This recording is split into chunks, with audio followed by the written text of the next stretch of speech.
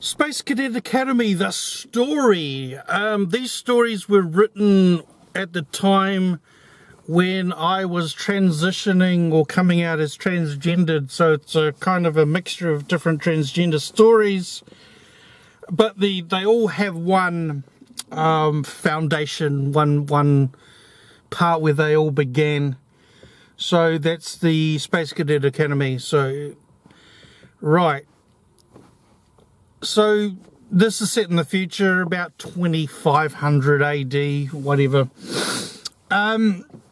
Now I have to give you a little side story first. These Minixes, they're quite hideous. They're quite ugly. They're tiny little creatures that would like, you know, like, not stand very tall on the tip of a bloomin' nail polish container, whatever you want to call it. So they're not very tall at all. They're not as tall as a paperclip. They'd be about, if a paperclip's that tall, they'd be about that here. So you wouldn't notice them. You'd probably squash them. You couldn't squash them though. That's the point. These are the most powerful beings in the known universe, not just the galaxies that have been discovered in the known universe. These alien creatures have the power to manipulate matter. And nobody knows whether it's a spiritual device or a technical device. It could be either or a bit of both. Who knows? That's what you'll discover in book 5. So these beings have so much power that they can turn a planet into a star, or a star into a moon, or just destroy a planet, implode planets, or implode stars, just this immense power. And so the philosophy of the Minix is that they want to be, you know, at one with the universe. So really, even though they have this, you know, the power, they're kind of protectors of the universe. And if something goes wrong, if star systems go out of sync, or something weird, cosmically speaking, happens, then they intervene. But for the whole, most of the humans and in fact all the alien beings in the galaxies don't believe in them.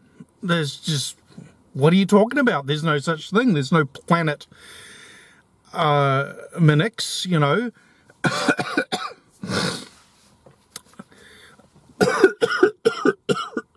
Sorry, there's no planet Minix.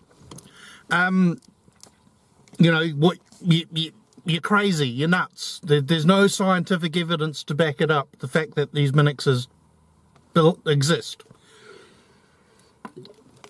So and as I was saying, these little cute little Minixes, they're quite hideous.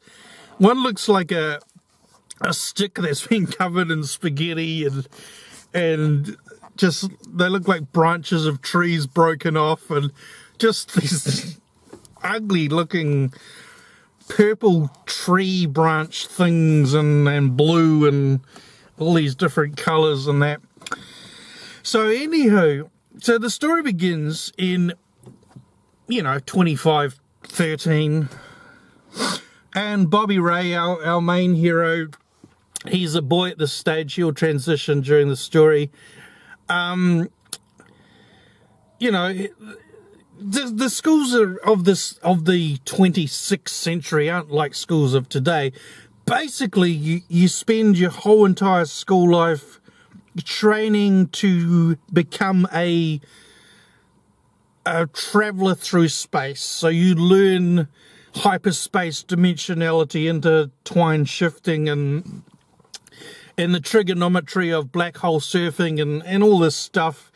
And so you, year after year, you're introduced to more and more in-depth technical stuff, and you can, you start about the age of 5, and about the age of 10, then you've learned enough about the basics of space travel, warp speed and interdimensional time shifting and stuff like that. So you're also trained, how to survive in different scenarios and things like that, and just G-gravity when you're leaving Earth, and just everything you need for when you're an adult and you're actually traveling in space. So at the age of 10, then you branch off and you go into schools like hairdressing school or acting school or music school or painting school or whatever you want to choose. And Bobby Ray, she's continued on to become a pilot. She's just obsessed with space travel, obsessed with the technical figuring out stuff about looping through star systems and that. I mean, the computer does it all, but you've got to have the basics, the gist of it, in case something breaks down and stuff like that. But he's a boy. Sorry, I'm getting confused about my own story. He's still a boy at this time, so he's just really into trigonometry and hyperdimensional trigonometry and all this stuff.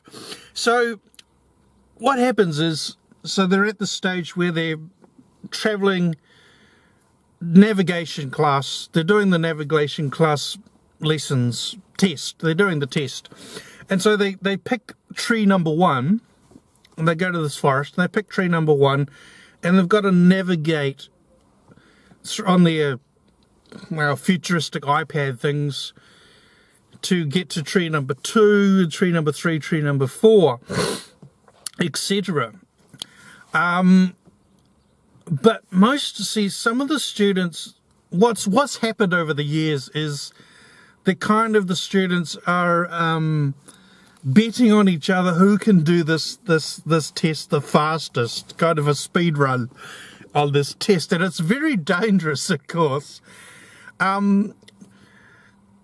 Both in the future reality, if you do take shortcuts in space travel, you will hit a star. I mean, if you do this cheating in reality, so they don't encourage this. So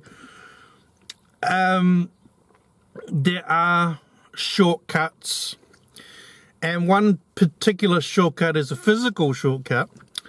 It's this bank between tree number 4 and tree number 5, where if you can navigate up the slope, which is both technically next to impossible on the test and also almost physically impossible in reality, because it's a hard climb. It's been fenced off, basically. No one's allowed. But people sneak through the fence, yes. they cheat. So Bobby Ray cheats, except he's got this little I don't know what you call them, but when climbers climb up sides of hills, not hills, straight up, when they do that stuff, spelunking but backwards, whatever. He's got one of those in his pocket, and he's like, hooks it on. He's adamant he's going to get the school record of this test. Something that's everybody's wanting. But unfortunately, he slips backwards when he's nearly at the top, and he falls through this hole. And through the hole you slip into this deep cavern, and he's fallen down this crevasse, landed on solid rock, and has broken a few bones. Wakes up, like days later. the academy is obviously out looking for Bobby, and they can't find him.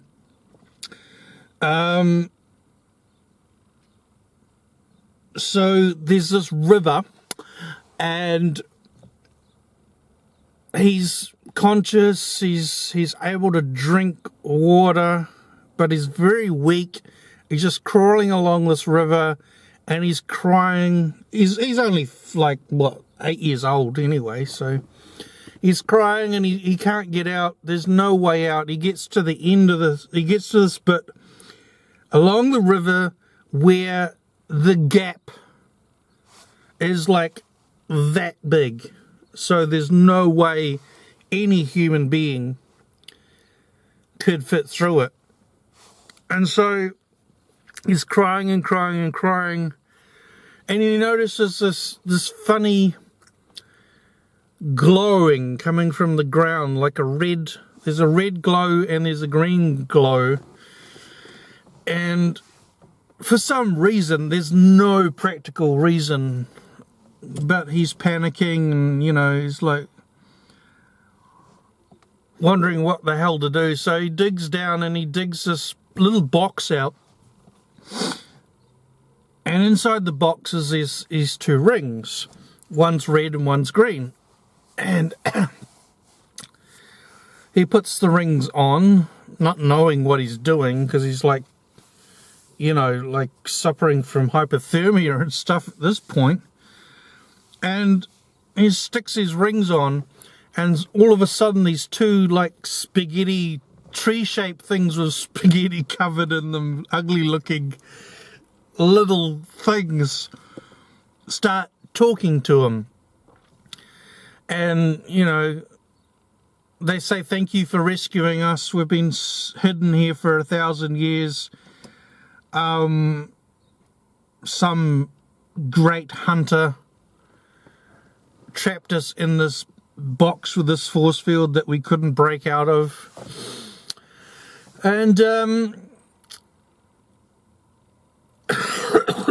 sorry, you know, and Bobby's like, I'm dying, you know, help me. And so they make this pact with Bobby Ray. You know, you can't tell anyone we exist. You've got to keep this a secret. What we're going to do is grant you we're going to join with your body. We're going to merge with your body. You're going to wear these rings. These rings are going to stay on you forever. And you can't tell anybody. And he now has two choices. He can either become a Minix himself, or a Reptoid Zetalock, which is very fat, ugly, hideous alien, and be banished to that planet. And his thinking's he's kind of calm now, so he's thinking it through, and he goes, well, I have a third option for you. What if you guys turn me back into a baby, and I start life over again? Then that way nobody will know who I am, and, you know, if I do tell on you guys, then nobody will believe me, because I can't be a 8-year-old boy trapped in a cave and suddenly become a baby. They're not going to believe my story. And they think about it, and they go, yeah. And he goes, well, I've got one more thing that I really, really want. I want to be born as a baby girl, because I believe that I should have been born a girl and not a boy. And so they agree with that. And first of all, there's a whole lot of mathematical calculations in the book form of the story.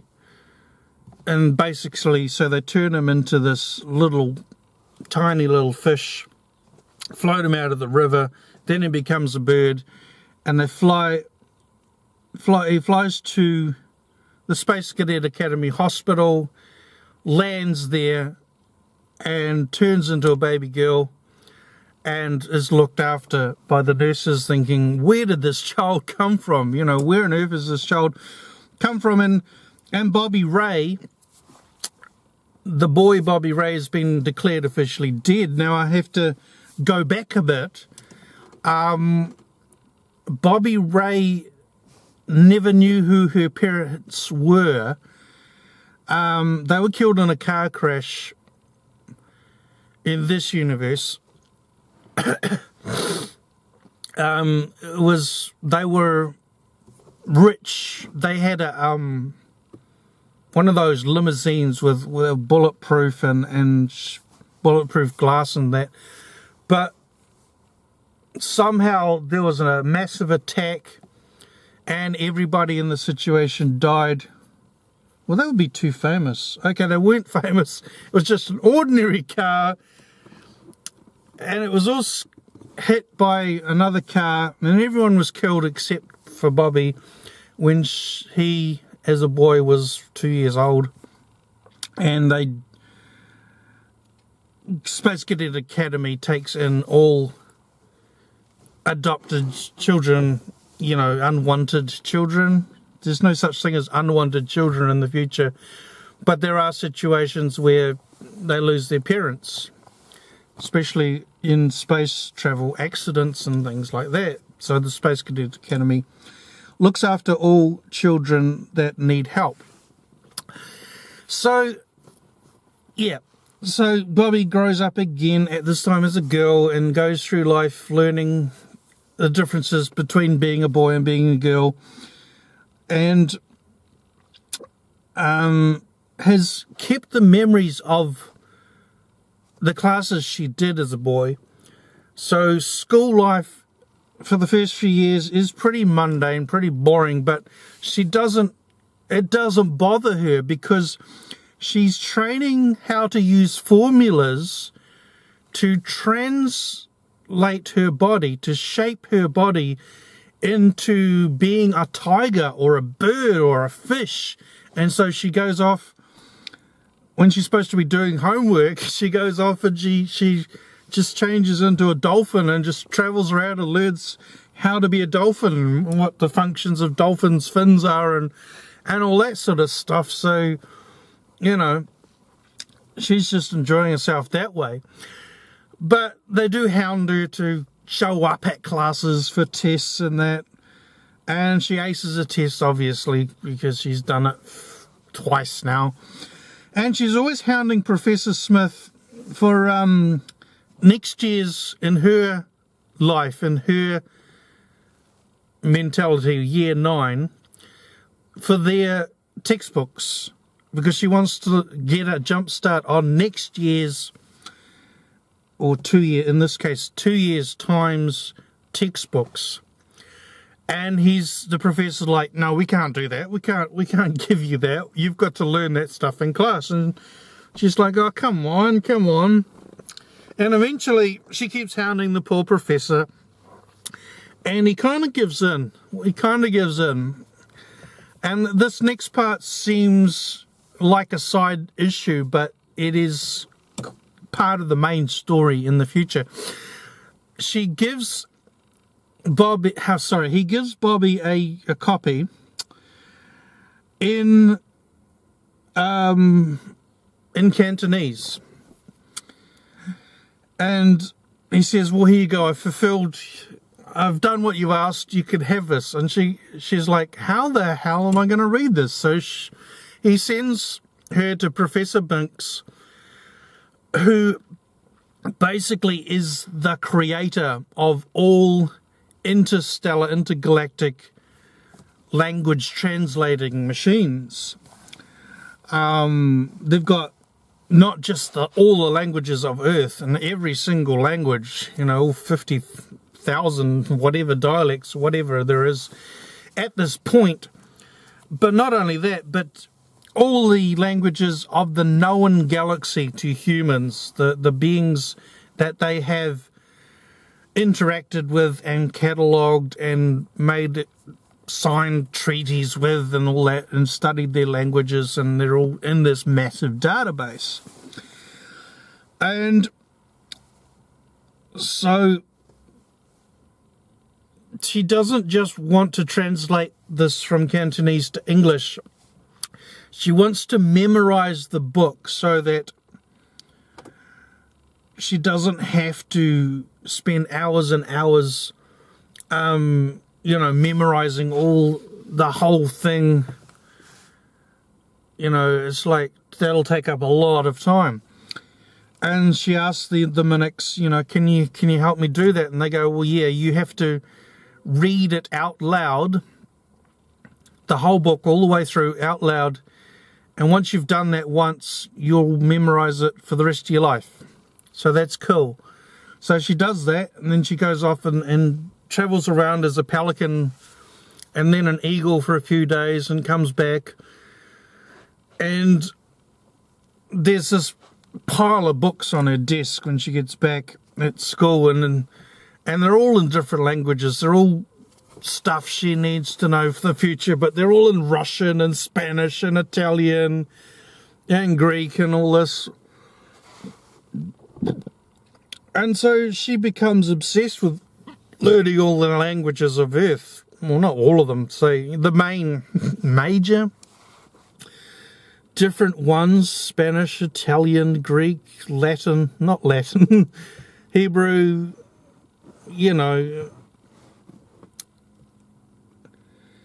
German, etc., etc., etc. And this will become relevant in future stories. So,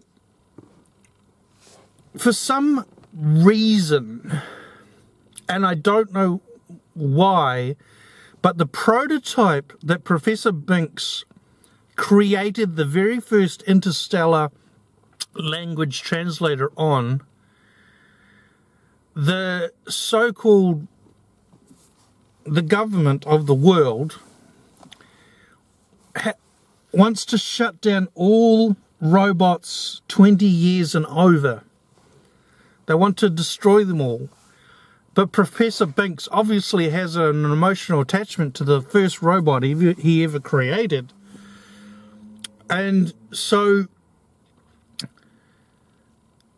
it's kind of, he tries to tell them, tries to say, you can't do this. This is an historical robot, It's a lot of history on planet Earth, the first translator of all known languages, and 20, I think there was 25 galactic languages, the very first robot. Now there's thousands of them, but, and the capacity of the newer robots are way bigger to handle over like 1 million languages or whatever that they're planning to have the capacity for. But yeah, so they're like, no, we must destroy all the old robots. It's the law. It's the law. And it's like, why? And he goes, well, we're not told why, we just have to do it. So Bobby shrinks this robot. We'll call the robot Robbie. Yeah, sorry, Robbie. So Bobby shrinks the robot down, and the national security can't find them. Can't find Robbie. And they've put him on this missing list, or robots that have run away, and he's like number one on this missing robot list. They've destroyed all the other over 20-year-old robots, and except for this one. So what Bobby does with Robbie is turn him into a teddy bear, manipulates the matter, and turns him into a teddy bear, which she carries around wherever she goes.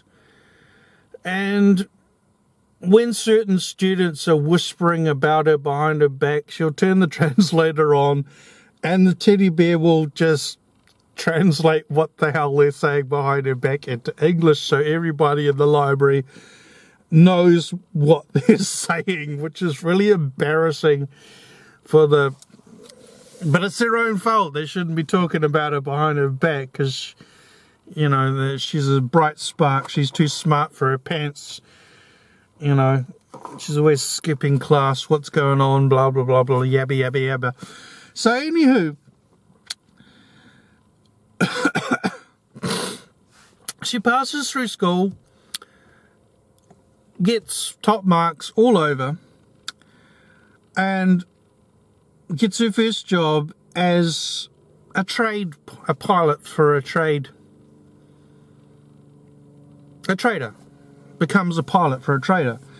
The guy trades in spices and articles of clothing and materials and jewelry and just anything that would sell on other planets. In the future, if you want to branch out as a hairdresser, you go to different planets and you do different alien beings here for a job. If you want to do that, you can, you know, because like space travel at this time is like from here to 5 light years away takes a second, you know. So not a problem with space travel in the future. They've overcome the problem with the limits of the speed of light. They've been able to go to light speed, double light speed, triple light speed, etc., etc. Don't ask me how. I can't figure the math out myself, and I've tried. So, you know, the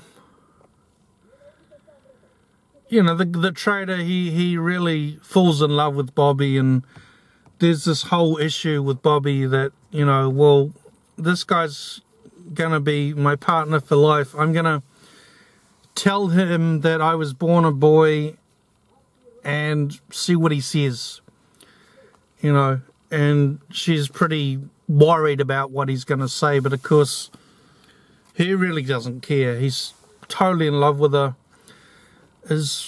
Doesn't care because, I mean, she's female completely, so that issue really turns out to be a non-issue. But she doesn't tell him about her rings, which hold the 2 little mimics, which she's able to manipulate things with. So when he eventually finds out about that, then he's kind of got things to think about, because like I said, the mimics aren't supposed to exist. The planet's not supposed to exist. The fact that it's moon number 4 on planet Minix, they live inside a small hole in the center of this moon, for the very purpose that if people from whatever planet knew that they existed and tried to steal their technology, which they couldn't because these things are so powerful, but if the technology was to get into the wrong hands, they could, you know, whoever had it could destroy a planet like that. Anyhow, so the first conflict comes when they're heading for planet Vega, and that star system is protected by the galactic security, and the galactic security are kind of pirates with a clean whistle name, and they've got the approval of all the governments from the planets in that solar system, and not in about 4 solar systems close by. And so they're flying to Vegan to sell these wonderful dresses and jewelry to all the rich. It's a very, very wealthy planet. And the galactic patrols, you know, they come across the screen and say, well, you know, we're gonna check your ship for illegal goods, you know. So they go through the cargo hold and basically take everything. They just empty the ship out. And, you know, Mike, the trader, he's like, well, what the hell am I going to do? What am I going to trade? You know, put it back. And they're like threatening him with laser pistols, and so he just backs off, and they take off with everything in the cargo bay. Just everything. And he's like, what the hell are we going to do? And Bobby goes, it's okay, just go have a look at the cargo bay. So he shoots down there, and he's prepared to look at this big, huge, empty space. And he sees that everything's been put back in place. Just everything. The spices, the salts, the sugars, everything. Everything has its place. And it's like, what the hell? And then she explains to him the whole backstory. And he's like, you're crazy. But I've just seen with my own eyes the fact that you can do this, and yet my mind's not believing what I'm seeing. And so she has this special little computer thing built where she's able to put her hands on the left and the right of this little laptop thing. It's molded to her specific hands, and the rings on the hands, it's molded to that, and she's able to project and amplify the sound of these little things, these little minixes, so that they can interact with Mike and Bobby on the big screen. So on the left screen you've got red, and on the right screen you've got green. I haven't got names for these aliens yet, like Bebelop and Bluebip or something. So then he has a conversation with these ugly little spaghetti alien things, and after an hour or so he's like, all right, I believe you now. You have these superpowers, you know, you have the power to destroy planets. What the hell? And she's like, well, I'm never going to do anything like that. It's not what I intend to do. You know, it's the only time I've used my powers is if we're being threatened by pirates or we're in danger of something, you know, so I'm not going to try and rule the universe with my superpowers. But yeah, it's revealed that she has these huge powers. And then all the stories I create after this come from there. How she uses her powers to save them from pirates and battles, wars, especially the mafia type planet systems that they bomb into, that they weren't really sure that there were rumors that there was illegal activity going on these planets, but they didn't really believe that, and now they know because they're in danger. So that's the next story coming up.